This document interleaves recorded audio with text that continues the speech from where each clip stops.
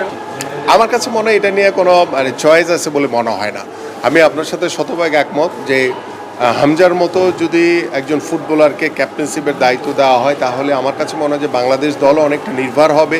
পাশাপাশি হামজা চৌধুরীর যে নেতৃত্ব, তিনি লিস্টার সিটির মতো ক্লাবে নেতৃত্ব দিয়ে থাকেন এবং আমার কাছে মনে হয় যে আমরা যদি হামজা চৌধুরীকে ভবিষ্যতে ক্যাপ্টেন্সি প্রদান করি তাহলে আমাদের বাংলাদেশ দল আরও অনেক বেশি উজ্জীবিত হবে এবং বাংলাদেশের দর্শকরা উজ্জীবিত হবে এবং আমার কাছে মনে হয় যে আমাদের যারা বর্তমানে এখন ক্যাপ্টেন্সিপ করছেন তাদের হয়তোবা এক এক সময় এক একজনকে দায়িত্ব দেওয়া হচ্ছে, যেটা নিয়ে হয়তোবা নিজেদের খেলোয়াড়দের ভিতরে একটা কনফিউশন বা একটা দ্বিধাদ্বন্দ্ব তৈরি হতে পারে। এটা খুব স্বাভাবিক একটি বিষয়, বাট হামজা চৌধুরীর বিষয়ে আমার কাছে মনে হয় যে এখানে কোনো প্রশ্ন থাকবে।